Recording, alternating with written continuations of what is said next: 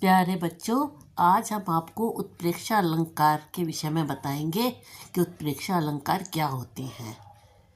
जब उपमेय में उपमान की संभावना हो किंतु पूर्ण समानता न हो, जब किसी वस्तु, व्यक्ति या दृश्य की विशेषता बताने के लिए वाचक शब्द जैसे मनु, जनु, मानो, जानो, शायद आदि शब्दों का सहारा लिया जाए और वास्तविकता न होकर केवल कल्पनात्मक संभावना प्रकट हो, वहाँ उत्प्रेक्षा अलंकार होता है।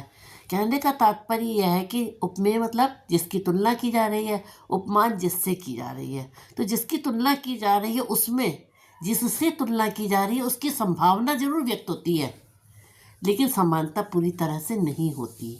और उस वस्तु, व्यक्ति या दृश्य की विशेषता बताने के लिए वाचक शब्दों का प्रयोग किया जाता है, जैसे मनु, जनु, मानो, जानो, शायद आदि शब्दों का सहारा लिया जाता है।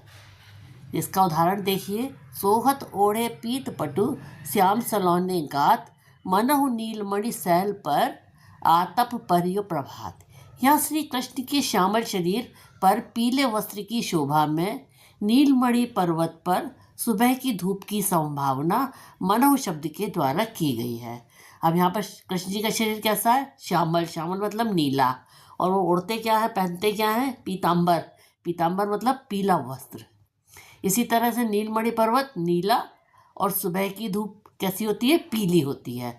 तो अब यहाँ क्या कहा जा रहा है कि श्री कृष्ण जी के श्यामल शरीर पर पीले वस्त्र की शोभा वैसी ही प्रतीत हो रही है जैसे नीलमणि पर्वत पर सुबह की धूप प्रतीत होती है।